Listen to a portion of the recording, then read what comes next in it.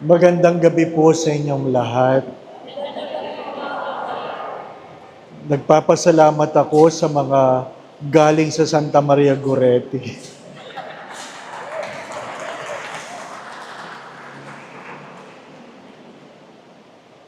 Nagdasal na tayo, ano po? Pero ibig ko pong hingin sa Diyos ang biyaya na nawa ay marinig natin ang mga bagay na dapat nating marinig.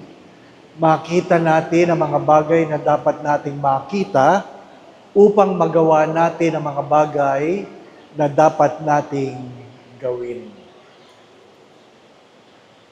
Ang tema na ibinigay para sa gabing ito ay hope. Hope. Alam niyo yung salitang hope? Hope. Para yung love, para yung faith, na napakahirap arukin. Ano po? Napakahirap arukin. Ang ating pong Santo Papa ay mayroong dokumento na sinulat na pinamagatang Hope does not disappoint. Ang pag-asa ay hindi nang bibigo. Nang bibigo. Ano po? Hope does not disappoint. Madalas ko po itong sinasabi na there are no hopeless cases, but sometimes there are hopeless people. Palaging may pag-asa. Kaya lang, ang tao, ang siyang nawawala ng pag-asa.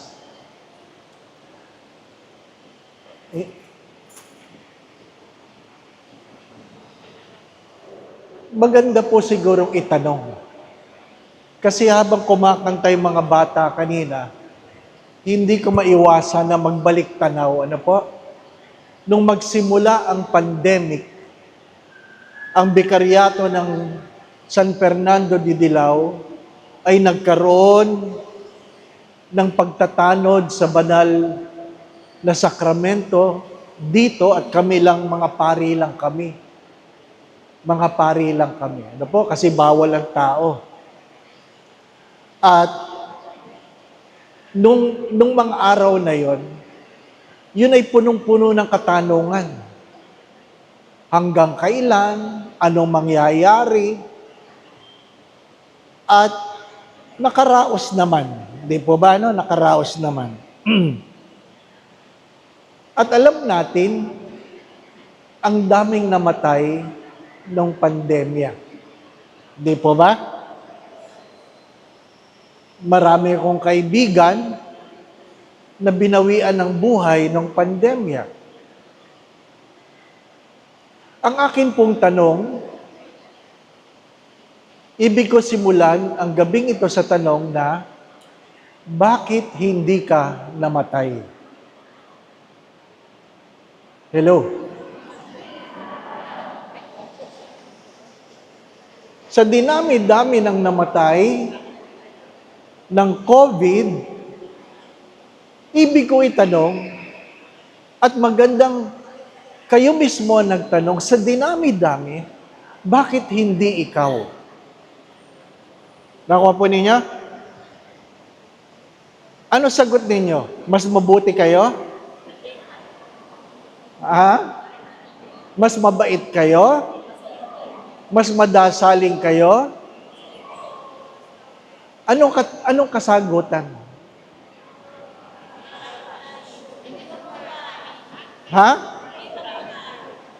Hindi nyo pa time? Sino may sabi? Sabi ni Lord.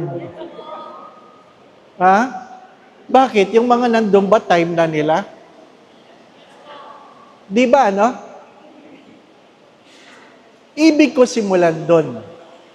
At ibig ko na pag nilayan ninyo, bakit sila at hindi ako? Meron ba kayong higit na karapatan May nagsasabi na mayroon pa kaming gagawin. Mayroon pang ipapagawa ang Diyos. Ay kung yun ang inyong sagot, ginawa niyo na ba? O alam niyo ba ang pinapagawa ng Diyos? O yung nauna ba, walang gagawin? Di po ba, ano? Ano ibig ko sabihin? Sadyang napaka-misteryoso ng buhay. Nung ako po ay na-stroke 2 years ago, at palagi ko itong kinukwento, kasi wala namang palatandaan na may stroke ako. Maayos ang blood test. Sabi ng doktor, maayos ako.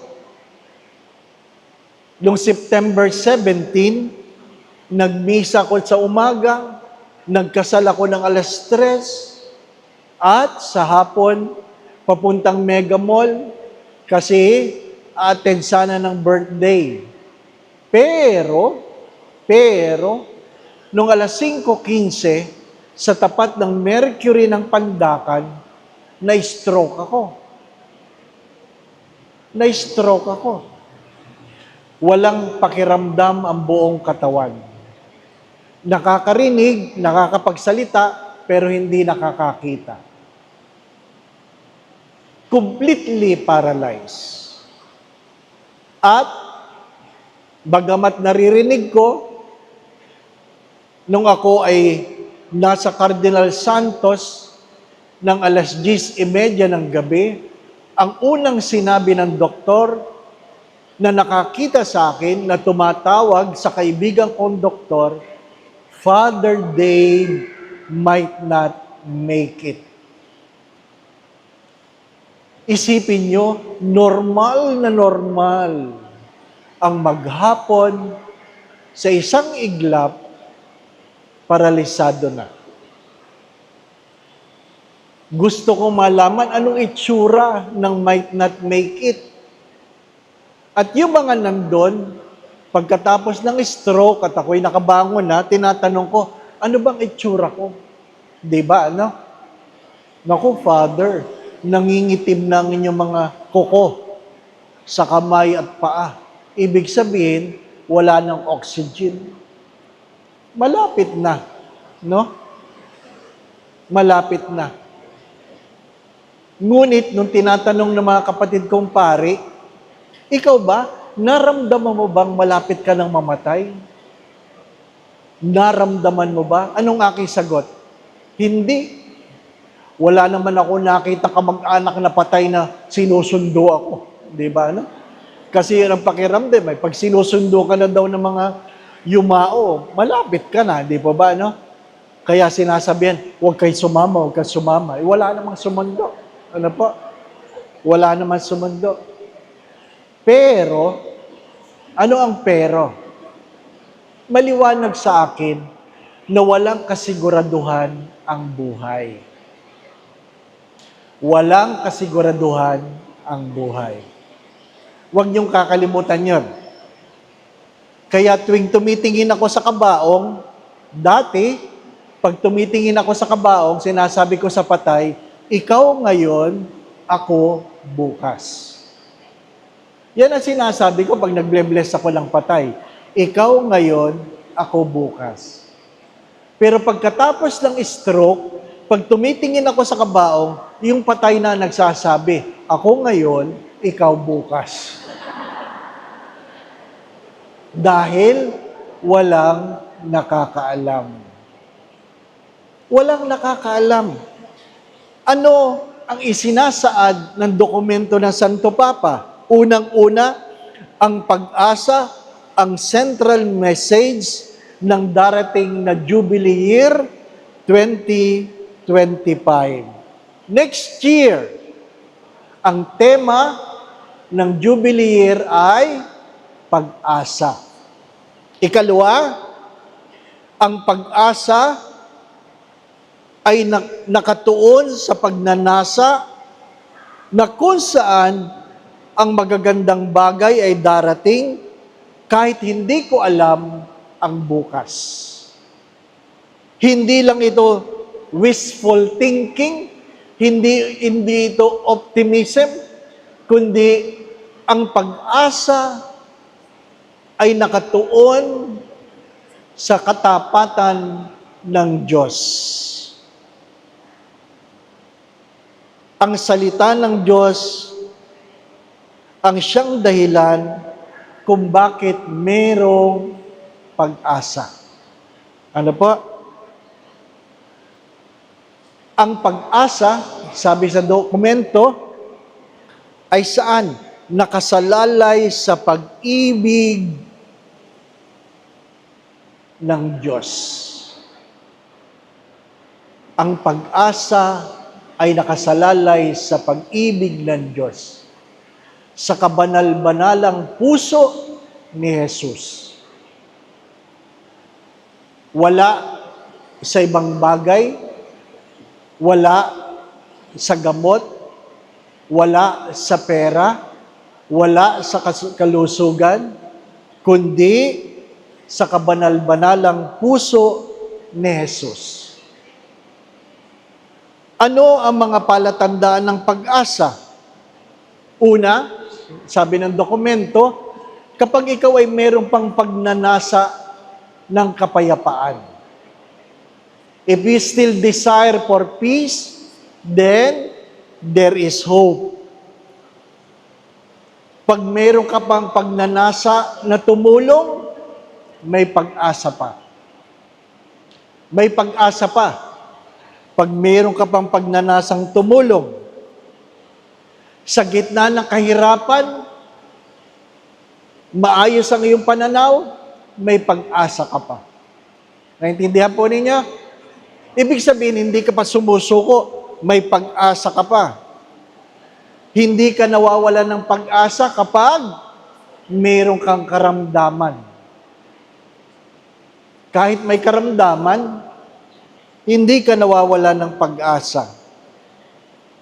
Ito, mahalaga ito. Na pag tinitingnan mo ang kabataan, may nakikita ka pa rin pag-asa. Bagamat nakakatakot ayon sa pag-aaral, ano po? Sabi, isa sa 10 estudyante ng grade 5 hindi marunong magbasa. Isa sa 10 estudyante na grade 5 hindi marunong magbasa. Ano ibig sabihin nun? Nakakatakot yun. Nakarating ng grade 5 na hindi marunong magbasa. Pinagtatawanan natin, pero totoo ito.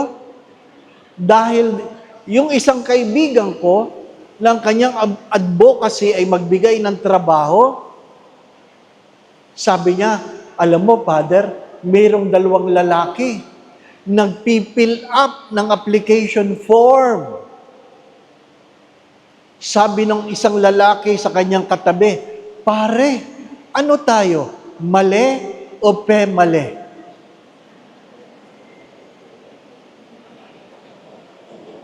Hello? Naintindihan niyo? Ay hindi yung grade 5, nag-a-apply na ng trabaho. Ano tayo? Mali o pemali? Sa inis, sabi niya, mga mali kayo, mga mali. Di ba? Nasaan tayo papunta? Di ba? Isusulat mo lang naman sex, M or F. Sinagot mo pa 3 times a week.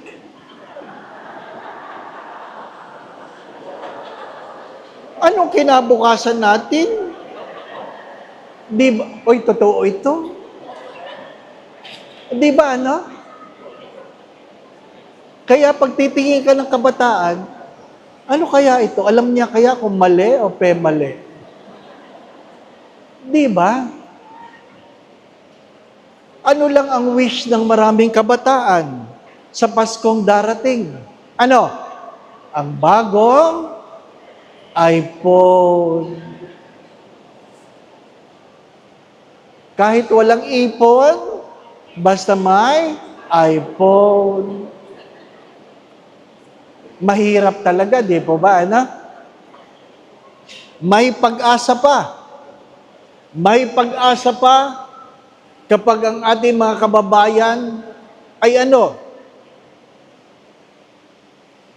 kahit nahihirapan, para lang mairaos ang buhay, sinusuong ang pangingibang bayan. Mahirap maging migrante, pero isinasantabi ko ang lungkot dahil hindi ako nawawalan ng pag-asa na meron ako may dudulot na magandang kinabukasan sa aking pamilya. Ano lang malungkot na kwento? Alam po ninyo, nagpupunta ako sa Abu Dhabi at pang-apat na taong ko nang naimbitahan sa taunang rekoleksyon ng mga migrante sa gitnang silangan. Bakit ako nagpupunta doon? Kainit. Ang init. Ano po? May mga pagkakataon ng temperature 45. Parang malapit na sila sa impyerno. Oh, 45. Tapos ang pagkain mo, mga Indiano. Ano po? Indiano. Curry. Lahat maanghang. Ay syempre, pag nasa mission ka, alangan mang namimili ka, kakainin mo kung anong ibinibigay sa'yo. Di po ba, ano? O, kinakain mo. Pagkatapos mong 1 linggo, amoy Indiano ka na rin. Natawa ko sa sarili ko kasi pag utot ko, amoy Indiano na. Di ba? Nagbigay ako ng recollection sa isang simbahan. Aircon palagi, aircon. Yung unang misa ko, sabi ko doon sa nag-aayos ng simbahan, how often do you clean your aircon? Sabi, regularly, Father, regularly. Sabi ko, your aircon smell. Sabi niya, it's not the aircon, Father, it's the people. Tinitiis mo yun. Bakit? Kasi meron kang pamilyang pinapakain dito. Pero anong malungkot na kwento? Yung kanilang mga magulang na nagtatrabaho sa gitnang silangan, 3 beses inuulit ang ulam para makapagtipid. Pero yung mga kamag-anakan dito, nasa eat all you can. Yun ang malungkot na kwento. Nagtitipid na nagtatrabaho, pero yung mga kamag-anakan dito, ano? Kumakagastos. Akala mo, napakalalim ng balon ng pera. Di po ba, ano? Panay ang post sa Facebook na sila'y kumakain sa labas. Pero ang kailang kamag-anakan sa ibang bansa, 3 beses iniinit ang ulam para makatipid. Pero, pasensya na kayo, puro pero, hindi sila nawawalan ng pag-asa. Ano pa? Hindi nawawalan ng pag-asa ang mga tao tungkol sa matatanda. Isa tayo sa mga bansa na kahit mahirap, hindi pinapabayaan ang matatanda. May mga kwento na pangit, pero generally, hindi natin pinapabayaan ang matatanda. Pag dumating ang araw na pinapabayaan ang matatanda, ibig sabihin, nawawala na tayo ng pag-asa. Mahalaga na meron tayong pag-aaruga sa matatanda. Bakit? Dahil darating ang araw, tatanda rin tayo. Huwag niyong kakalimutan yan. Kung gusto nyo ng mahabang buhay, ay talagang tatanda kayo.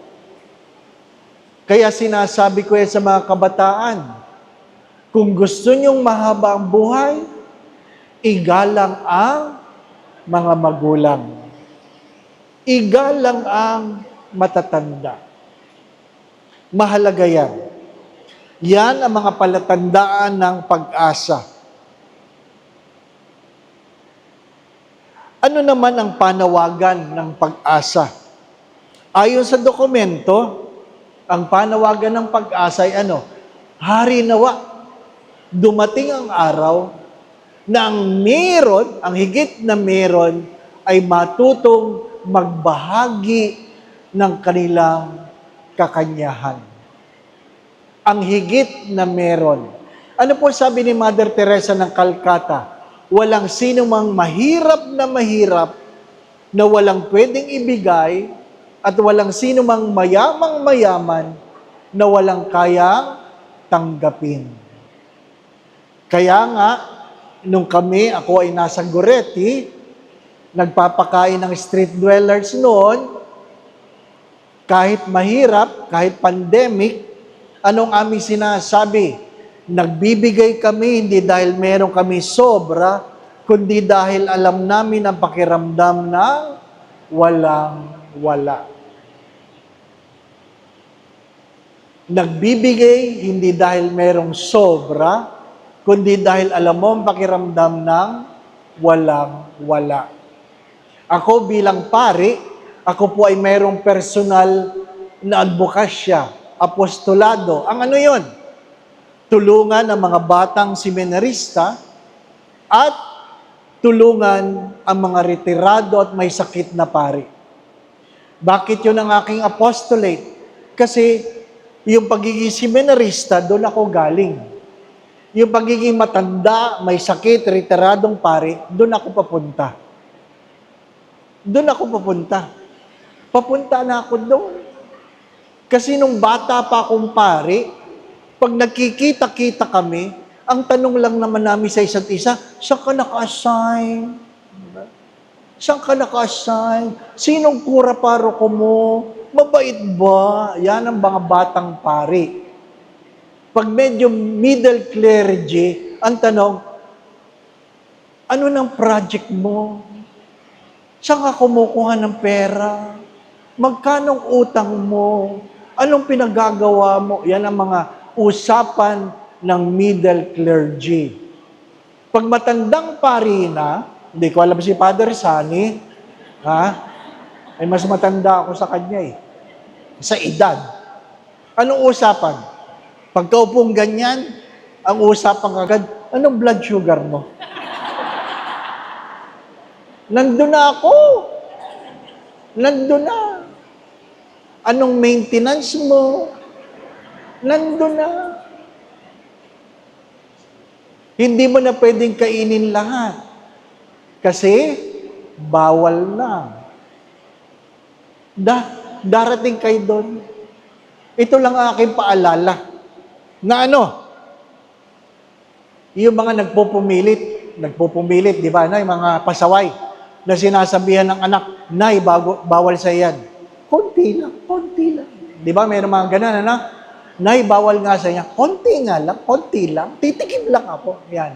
Ano po? Nay, bawal nga. Anak, may gamot naman Yan. Di ba, na? Ganyan kayo, di po ba, na? Bawal. May gamot naman Nay, kahit may gamot, bawal. Ano sasabihin nyo? Patayin mo na lang ako. Kung ayaw mo akong pakainin. Di po ba, na? Ay, nako. Ano sabi ng doktor? Father, pag pinagbabawalan ka pa ng doktor, meron ka pang pag-asa. Yan. Huwag niyong kakalimutan yan. Pag pinagbabawalan ka pa ng doktor, meron ka pang pag-asa. Pero pag sinabi ng doktor, ay, pwede nyo nang kainin kahit ano. Hindi nakakatuwa yan. Ang ibig sabihin yan, wala ka ng pag-asa. Malapit ka ng mamatay. Naintindihan po ninyo? Ay, huwag niyong kakalimutan ito, ha? Huwag niyong kakalimutan. Saan nakaugat ang pag-asa? Unang-una, sa ating pananampalataya na mayroong buhay na walang hanggan. Ano ibig sabihin nun, buhay na walang hanggan? Ha? Ibig sabihin, hindi ka na nawawalan ng pag-asa dahil alam mo ang Diyos ay makatarungan. Darating ang araw, sisingiling ka sa iyong pagkakamali, pagpapalain ka sa iyong kabutihan. Dalawa lang ang pupuntahan natin, mga minamahal na mga kapatid, smoking or non-smoking. Pag kayo'y namatay, dalawa lang ang pupuntahan, smoking or non-smoking. Huwag niyong kakalimutan yan. Kahit naninigarilyo kayo dito sa lupa, sigurado kung ayaw niyo sa smoking area pagdating. Di ba ba, no? Kaya ayusin ang buhay. Ikalawa, ang muling pagkabuhay ni Kristo, ang sandalan ng ating pag-asa. Kasi kung hindi muling nabuhay si Jesus, ay walang pag-asa. Di po ba, no? Ibig sabihin, mamamatay lang tayong lahat. Pero muling nabuhay si Jesus, at yan ang ating pinanghahawakan. Pangatlo, ang kamatayan ay sadyang naghiwalay sa mga minamahal at nagmamahal. Sa ayaw at sa gusto ninyo, darating ang araw, maghihiwa-hiwalay tayo. At hindi totoo yung, sasama ako, sasama. Hindi totoo yun. Huwag kayong maniwala doon. Ano pa? Sapagkat, hindi pa ako pari, naglibing kami ng aking kaibigan na kung saan ibababa ng kabaong, may humabol na matanda at sabi, sasama ako, sasama ako. Abay, naiyak ako. First time ako nakakitang meron sasama. Kaya lang, hindi naman nagpasabi. Hindi pwede kasi eksakto lang ang hukay eh. Di ba? Kaya nung ibinababa ang kabaong, itinaas uli. Yapos ang kabaong, sasama ko. Ay kaya lang, 3:00 ng hapon, ang init. Di ba? Naglilibing. O tama na po, tama na. Inilalayo. Sumisigaw, sasama ko. Nung binababa na, aba, nagbumiglas. Talagang sukoy. Ay tayo mga Pilipino, pag pinipigilan, lalong nagpupumilit, di ba ba na? Sabi ng mga kasama, bitawan nyo! Di ba? Sasama ko! Ang init-init. Kaya nung pangatlo, inilayo ang matanda, para mailibig na. Kasi nagagalit na yung sepulturero. Baba na! Ay, nako, ang matanda. Nakaalpas sa mga humahawak. Nakaikot na ganyan. Nakalimutan niya, hindi lahat ng carpet sa sementeryo may lupa pa. Kaya, pagdamba niya sa kabaong, napatungtong siya sa carpet na wala ng lupa, nabulasot ang matanda, napangudngod sa kabaong. Ay di napasama siya sa kabaong. Ano po? Taas ang 2 paa.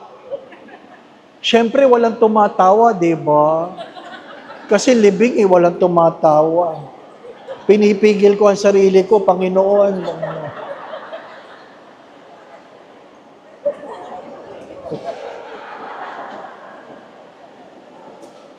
At nang tinayo ang matanda, ang sinabi, minura kami lahat, minura kami. Minura talaga kami. At sabi niya, sino tumulak sa akin?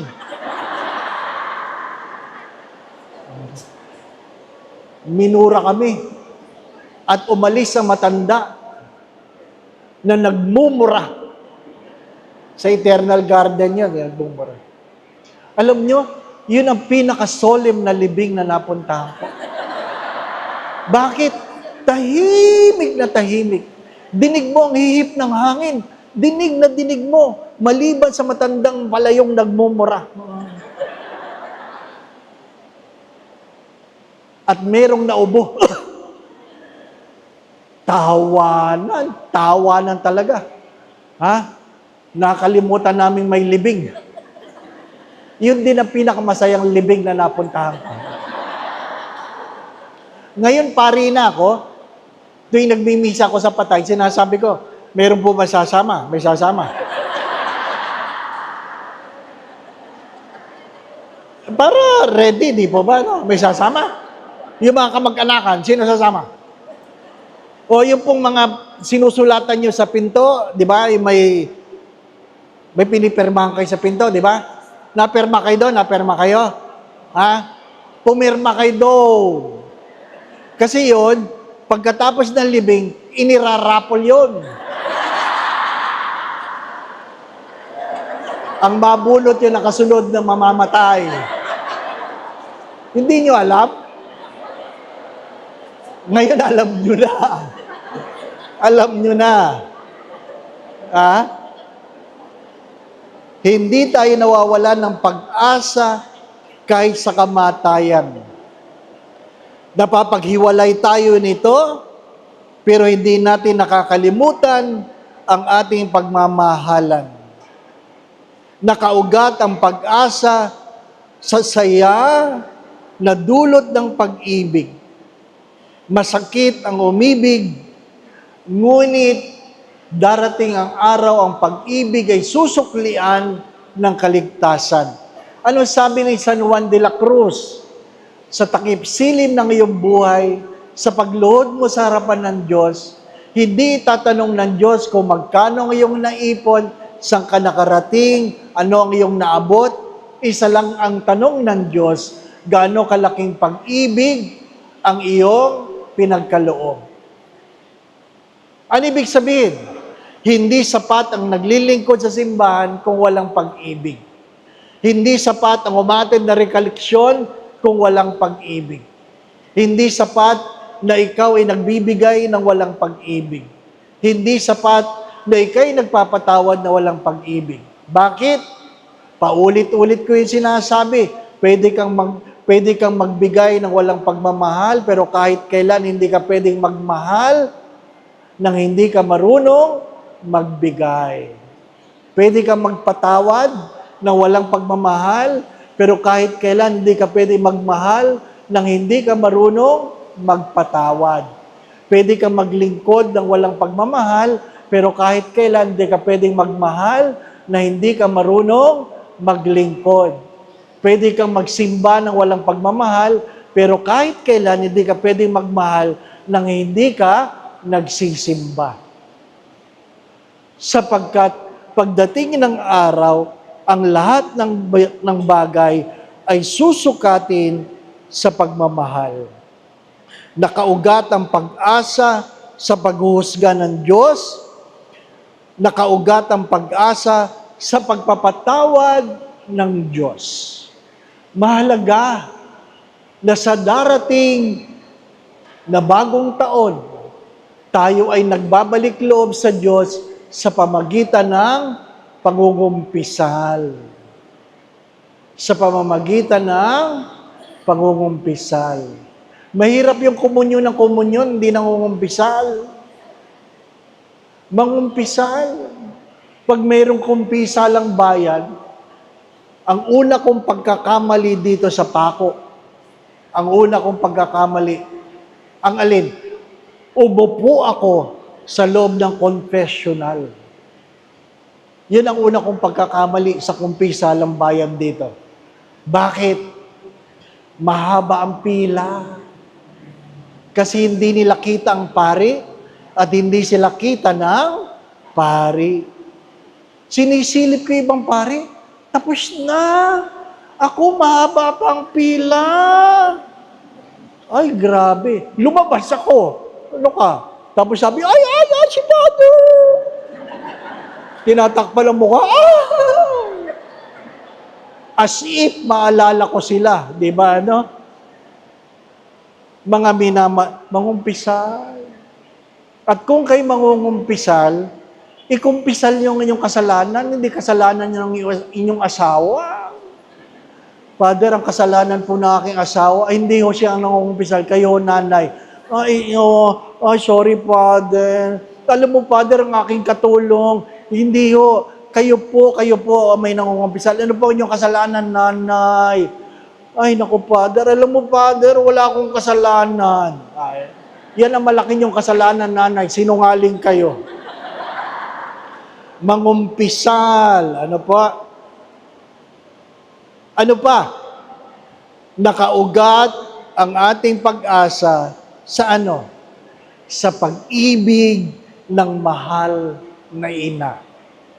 Ngayon po ay kapistahan ng Our Lady of Guadalupe. At mahalagang mahalaga sa mensahe ng ina ng Guadalupe ang ano? Hindi ba ako nanay mo rin? Di po ba, ano? Am I not your mother? Bakit? Mahalaga yung hindi ka nakakalimot na merong nanay na nagdadasal. Hindi man kayang ibigay sa iyo lahat ng iyong nanay, pero alam mo may nanay kang nagdadasal. At ano yon? Sa huli, sa Ebanghelyo, ang anak ng Diyos ay tatawaging Emmanuel, kung saan ang Diyos ay sumasa atin. Sumasa atin. Yan po ang maiksing, sabi nga, salaysay tungkol sa dokumento na isinulat ng Santo Papa tungkol sa tema ng taong darating. Ano po ang hamon? Ano po ang hamon? Unang-una, ang Adbyento ay mas malawak kaysa sa Pasko. Ang Pasko, December 25 lang. Ang Adbyento ay simula nung ikaw ipinanganak hanggang ikaw ay mamatay. Ang Adbyento ay isang uri ng pamumuhay. It is not an event, but a way of life. Mahalaga yon. Advent is not just an event, but a way of life. Kung alam mong darating ang Diyos, kung alam mo na magtatagpo kayo ng Diyos, huwag niyong kakalimutan na hindi ka dapat magpabaya. Di po ba, na? Darating yon. Kailan? Hindi mo alam. Hindi mo alam kung kailan darating ang Diyos. Pero darating ang Diyos. Palagi ko itong kinukwento dahil yung aking yumawang spiritual director, minsan wala siya sa aming breakfast at nang siya pinuntahan ko, pagbukas ng kwarto, bihis na bihis. Bihis na bihis. Sabi ko, isa ng lakad ninyo? Wala. Uy, ba't kayo bihis na bihis? Ano sagot sa akin ng matanda? Kasi kagabi, nahihirapan na akong huminga. O ano ngayon? Nagbihis na ako. Para ano? Para pag nakita ninyo ako, di ako ay disente. Di ba, no? Tama din naman. Kasi pag natutulog tayo, suot natin mga gula-gulanit. Di po ba, no? Ako may paborito akong t-shirt, gula-gulanit. 3 beses nang tinapon yun. Kinukuha ko pa rin, akala nila basahan. Masarap talagang pagtulog yun eh. Kaya nga gula-gulanit na eh, di po ba, no? Pero maganda din yung mag-practice ka. Ano ibig sabihin? Maganda yung mamayang gabi, magbihis kayo. Bakit? Sigurado ba kayo magigising kayo bukas? Magbihis kayo. Para pag nakita kayo, ay, ready. Di ba? Sino nakakaalam? Maraming nagplano kahapon na hindi nagising kanina. At maraming kaninang umaga nagplaplano para sa hapong ito, hindi na umabot. Tulad ko, na nagplano sa gabi, na stroke ng alas 5. Sino nakakaalam? Wala nakakaalam. Di ba? Ang yumaong Father Jerry Tapiador, ang dati namin teacher, ang sarap ng kainan niya. Maya-maya, sabi niya, parang masama ang pakiramdam ko. Ha? Naghanap ng taxi para dalhin siya sa hospital. Pagdating sa hospital, dead on arrival. Lugi pa yung taxi driver kasi walang magbabayad. Ay patay na eh. Ano sisingilin? Di ba? Hindi naawa yung taxi driver. Sabi niya, ha? Hindi nakapagbayad. Di ba? Si Father Jeff Manlapig nagkakasal. Pagkatapos ng kasal, papunta sa altar, natumba, patay. Isipin niyo yun.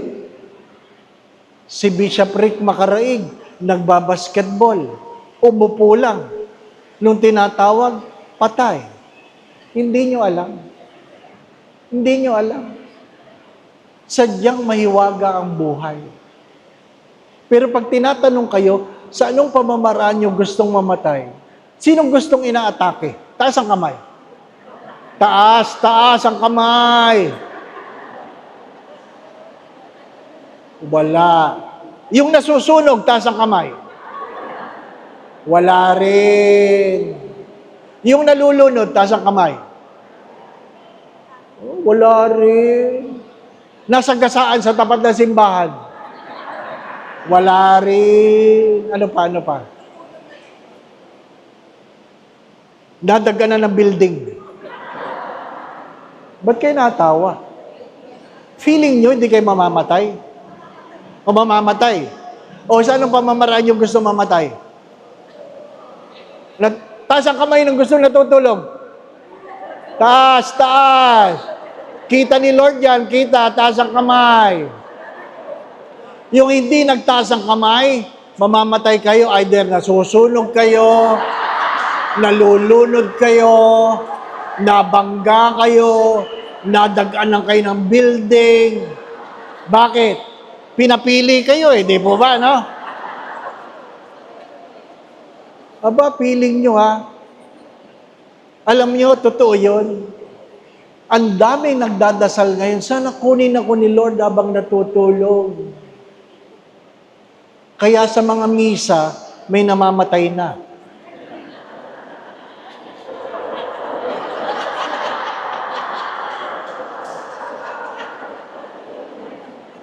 Oo. Bakit namatay? Natutulog. Unang pagbasa, unang pagtulog. Ikalawang pagbasa, pangalawang pagtulog. Humiliya, mahababang pagtulog. Kaya hindi na nagising. Kita kayo ni Father Sunny dyan. Nakanganga habang nag-homily siya. Tapos namalayan mo. Kunwari, ngingiti ka. Diba na?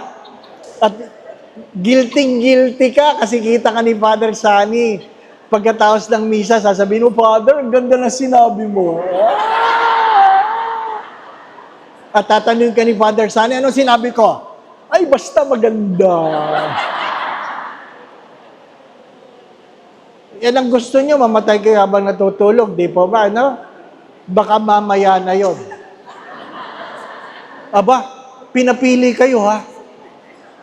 O, yung mga nagtaas ng kamay, magbihis na kayo. Bakit? May sinabi ba akong mali? Pinapili ka, di ba? Opo. Ano ka? Di ba? Magbihis ka.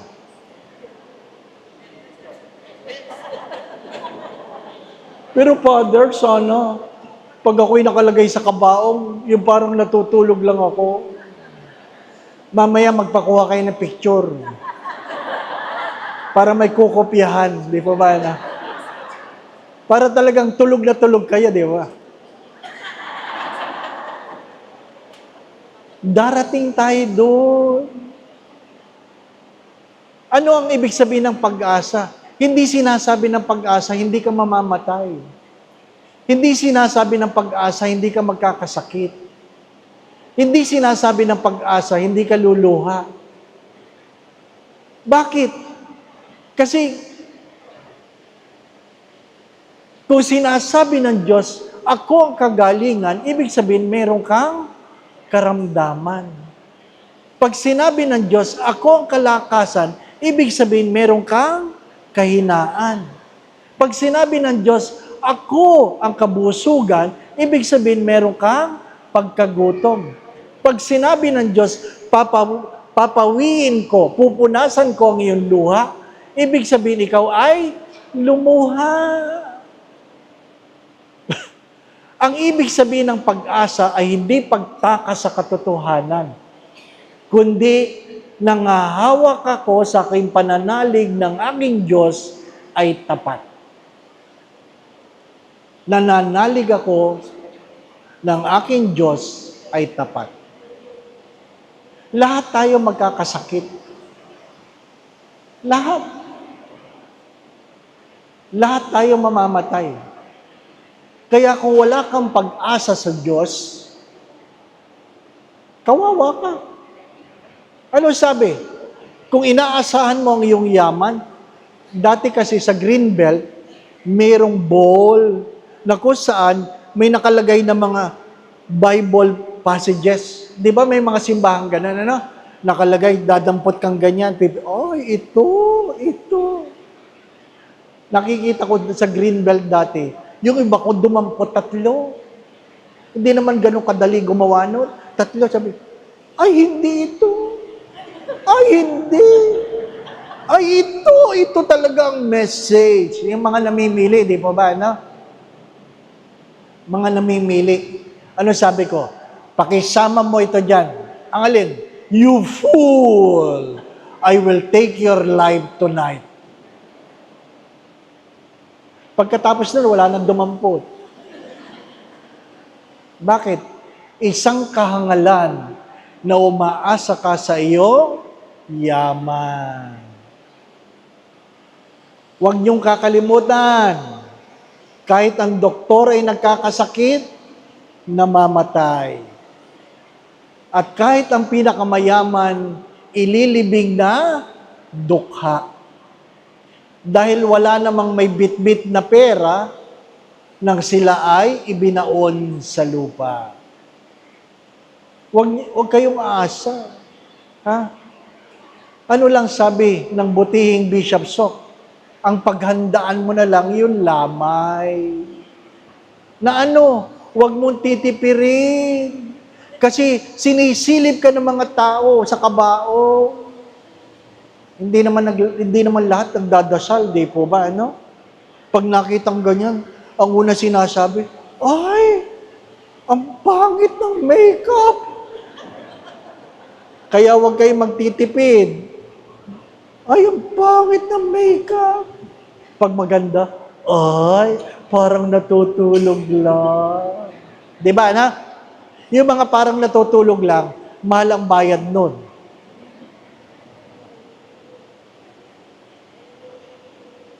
Nag-bless ako ng patay. Hindi man lang inayos ang mukha. Nagpatato si nanay, nagpatato. Ng kilay. Hindi man lang inahit yung tunay na kilay. Kaya yung matanda, 2 ang kilay. Oo. Nakakatakot. Habang binibless ko ganyan, Lord, sana wag ko itong mapanaginipan. Ang pangit eh. Patay na, pangit pa. Yung mga nagpatato dyan, Ipaahit nyo yan, ha? Ipaahit ninyo. Ang hirap niya, di ba? Sabi ko doon sa purinarya, Kuya, ahitin mo naman yung... Ay, oo nga, di namin napansin, Father. Bakit ba nagpapatato ng kilay? Para palagi nakataas? Di ba, no? Yung mga kapatid namin paring kalbo, wala naman nagpapatatong buhok dito. Bakit? Maganda daw yung kalbo. Hindi lang tipid. Ano yun? Kahit nakatungo, parang nakatingala pa rin.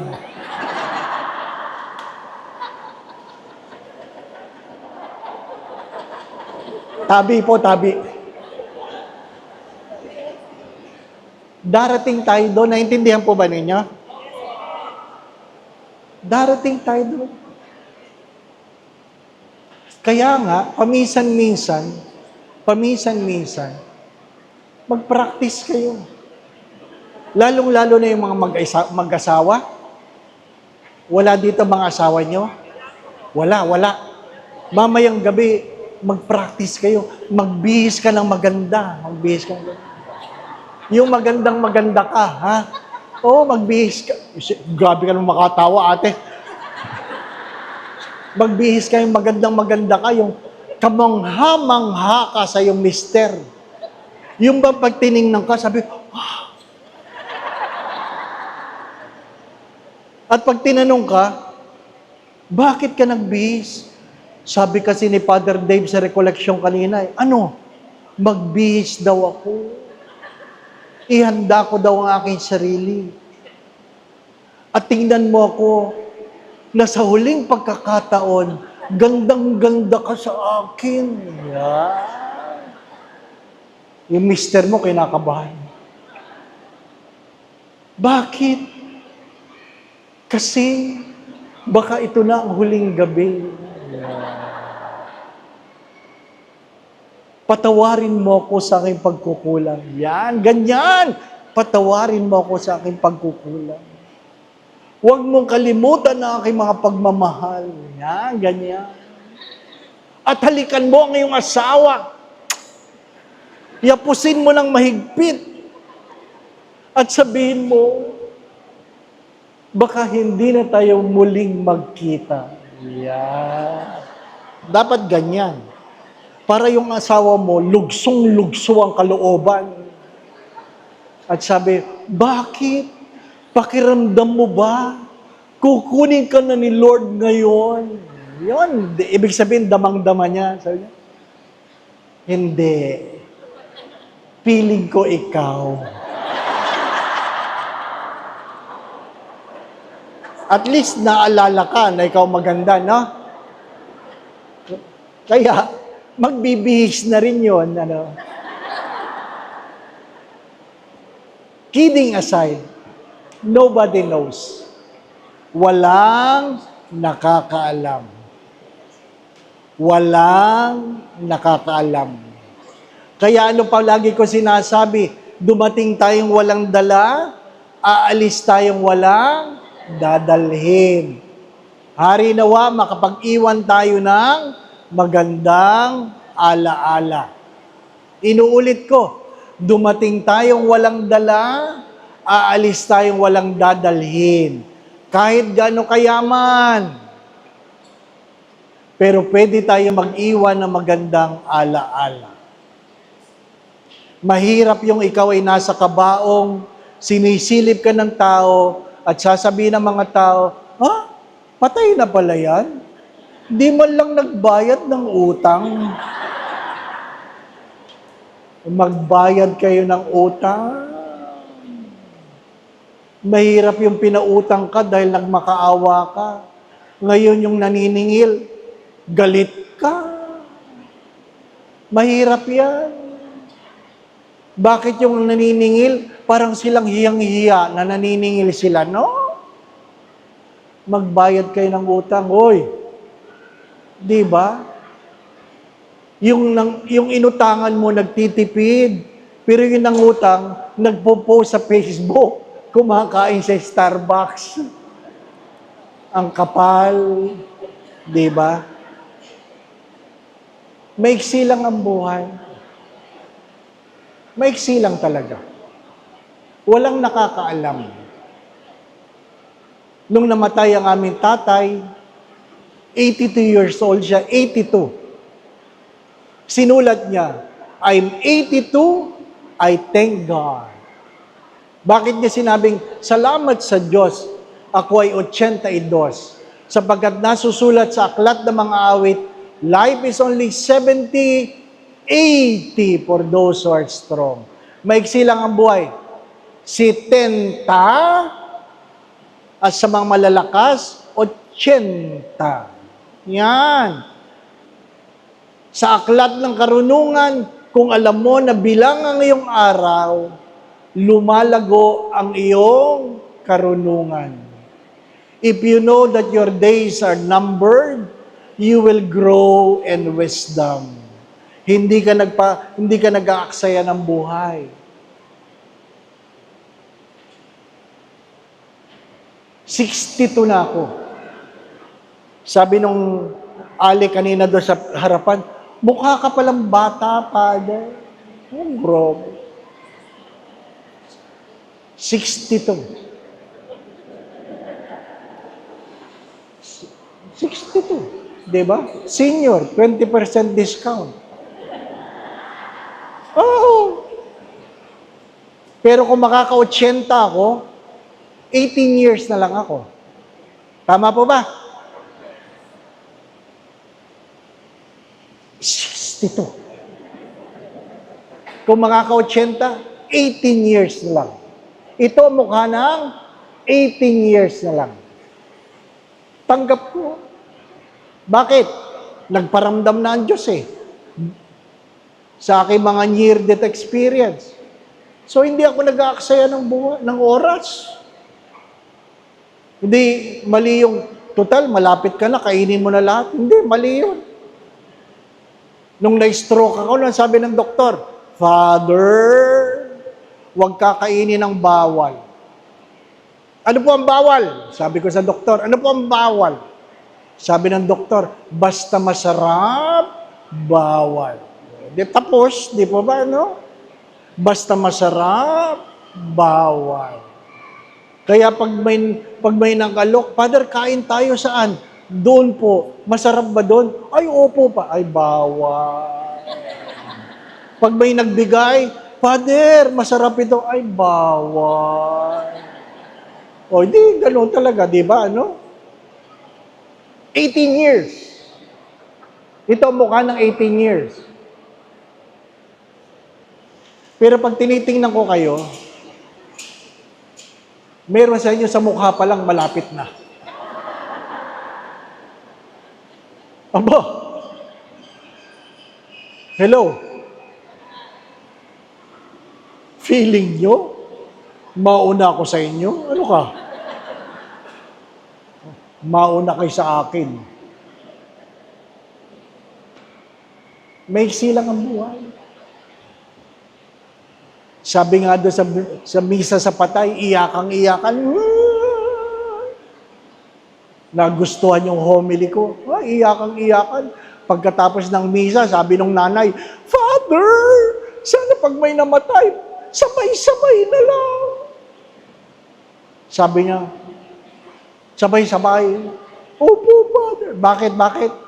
Para wala nang iyakan, Father. Sabi ko sa kanya, Nanay, hindi naman makatao yan. Bakit daw, Father? Inimbitahan mo lang akong magmisa, isasama mo pa ako. Wala na magmimisa sa inyo. Di ba? Hindi tayo sabay-sabay dumating, kaya hindi tayo sabay-sabay aalis. Pero wag niyong kakalimutan ito. Dumating kang walang dala, aalis kang walang dadalhin, hari nawa, makapag-iwan ka ng magandang ala-ala. Huwag mong kakalimutan, mga minamahal na mga kapatid, what really matters most is not what your hands can hold, but what your hearts can keep. Sapagkat lahat ng iyong nahahawakan, darating ang araw, yan ay iyong bibitawan. Huwag niyong kakalimutan yon. Lahat ng iyong nahahawakan, anuman ang iyong pinagmamalaki, yan ay iyong bibitawan sapagkat wala kang lakas na ititira. No? Kaya nga pinasabi ko ito sa mga kabataan, huwag pagalitan ng matatandang magulang kapag sila'y nakakabasag ng pinggan, baso, o nakakahulog ng mga gamit sa lamesa. Hindi dahil gusto nilang ihulog yan, hindi dahil gusto nilang basagin yan, sadyang ang kailang mga kamay ay wala ng lakas. Kaya sa darating na Pasko, sa natitirang lakas ng matatandang mga magulang, mga anak, maganda ang iyong regalo, pero mas gusto ng nanay pisilin ang palad mo. Hello? Maganda ang iyong regalo, pero mas gustong pisilin ng nanay mo ang palad mo. Mas gustong pisilin ng nanay mo ang mukha mo. Na dating nung ikaw ay maliit, nagpapahalik ka. Pero bakit pag tumatanda ang anak, pag hinahalikan ng magulang, pinupunasan na, no? Diba, anak? Isang hiwaga yun. Bakit nung maliit ka, pumapayag kang halikan ng iyong matandang magulang? Bakit ngayong ikaw na ang matanda, pag ikaw hinalikan, pinupunasan mo na? Please don't insult your aging parents by doing that. Time will come that your only longing is to be with people you love, not with the things they can give. Darating ang araw, ang hinahangad ng bawat pamilya, lalong-lalo na nakakatandang magulang, ay ang makaniig ang mga anak na halos wala ng oras sa araw-araw. Anak, pasyalan mo naman ako. Nanay, busy ako. Ano bang kailangan mo? Kailangan mo ba ng pera? Ipapadala ko sa GCash.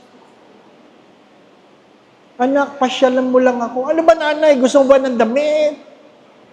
Anak, pasyalan mo naman. Gusto kitang makita.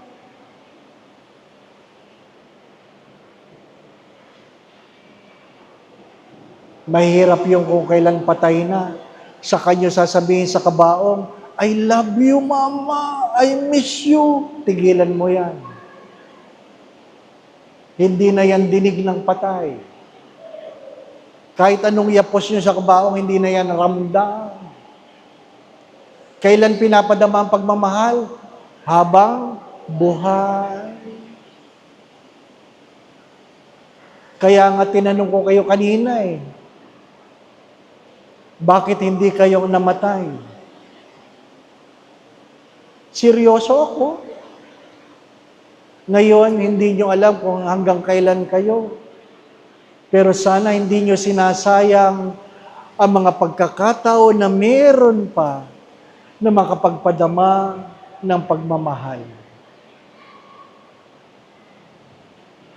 Doon sa mga matatanda, dati ang tanong ko, ilang Pasko pa meron kayo?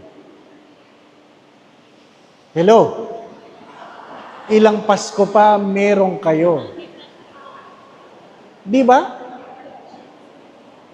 Ngayon, habang tumatanda, ang tanong ay, ilang Pasko na lang meron kayo?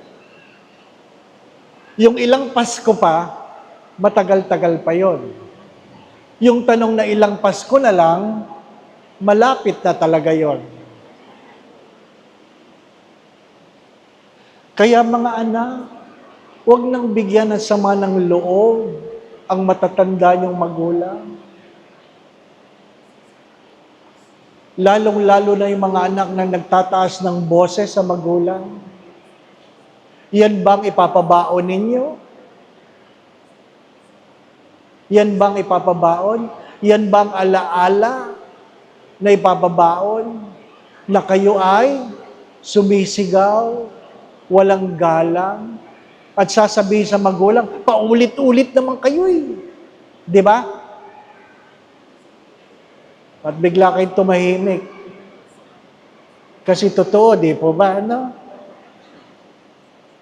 Huwag kayo paulit-ulit, ang kulit nyo eh. Bakit paulit-ulit? Kasi hindi niya naramdaman na nakinig ka. Uulitin ba niya kung naramdaman niyang nakinig mo? Di po ba, no? Bakit ba sumisigaw ang matatanda? Kasi yung mga bata ay hindi nakikinig. Tama po ba? Bakit sumisigaw ang mga misis kay mister? Hindi nakikinig si mister. Di po ba? Bakit sumisigaw si mister? Ano sagot? Bingi si misis. Di ba? Ang pag-asa ay wala sa pera, wala sa lakas, wala sa titulo. Magsabi kayo. Anumang nahahawakan ng kamay ay hindi yan pwedeng pagkunan ng pag-asa. Anuman ang nakikita ay hindi pwedeng pagkunan ng pag-asa. Sapagkat darating ang araw, mabubulag ka. Darating ang araw, wala ka ng panghahawakan. Kaya maganda yung tanong. Yung iba ay ilang Pasko pa, yung iba ay ilang Pasko na lang. At doon sa namatayan, sabi ng aking kaibigan kahapon, pinaiyak mo ako, Father. Dahil sa pagkamatay ni nanay, ngayon ko nang na-realize sa Paskong ito, kahit meron kaming bagong bahay, kulang na kami. Kaya ano sabi ko? Go home while you can. Go home while you can. Sapagkat darating ang araw, hindi ka na makakauwi. Mawawala ba ang bahay mo? Hindi. Ang inuuwian mo ay hindi bahay. Ang inuuwian mo ay tao. Darating ang araw, wala na ang nanay mo. Darating ang araw, wala na ang tatay mo. Darating ang araw, wala nang ibang kasama mo sa bahay. Or darating ang araw, hindi ka na makakauwi. Ang aso mo, nag-aantay sa pinto, ngunit wala ka na. Kung may aso ka, tingnan mo, kakawag-kawag yan ngayon. Darating ang araw, titingin niya sa pinto, na bigong-bigo, dahil ang dating dumarating, hindi na makakarating.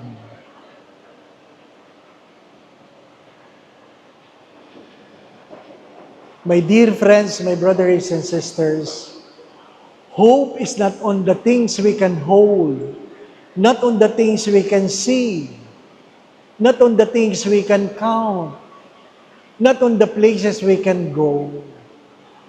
Hope is what is God is giving us as we celebrate Advent.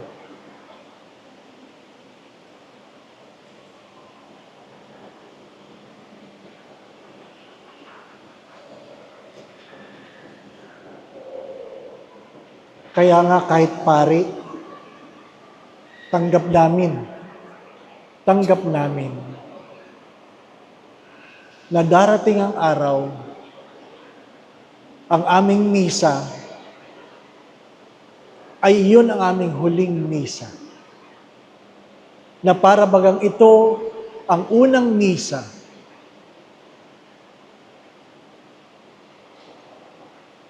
At yan na lang ang misa na pwede kong gawin. Every priest has to realize that every Eucharistic celebration could be the first Mass, the last Mass, and the only Mass. Why?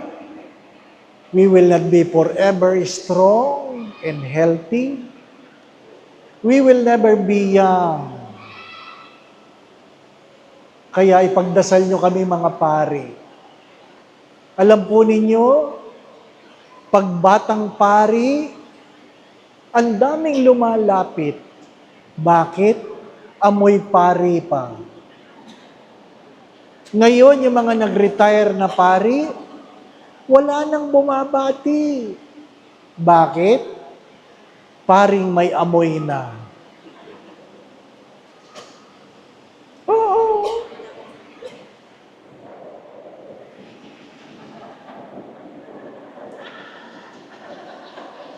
Amoy kating ko na eh. Darating tayo to. Di ba? Kahit anong pabango niya, wala na. Tiger balm, efficacent oil, white flower, katingko, lahat na lang. Salompas. Di ba? Yan ang grupo ko ngayon. Yan ang grupo ng kapariang kasama ako. Bago yung pabango mo ah. Oh, galing ito sa Hong Kong. Kahit galing niya kung saan, amoy matanda pa rin, di ba ba? Ano? Hi, my dear friends, my brothers and sisters. I hope you're getting the point. Count your days. Value it. Because it might not return to you again. Love while you can. Pray while you can. Smile while you can. Forgive while you can. Give while you can. Be happy while you can. Maiksi lang ang Pasko. Celebrate this Christmas as if the last, the first, and the only Christmas you will have. Do not be afraid. If there's another one, be grateful. At least you have not wasted the every moment that God has given you. Amen? Sumainyo ang Panginoon. Magsitungo kayo at hingin ang pagpapala ng Diyos.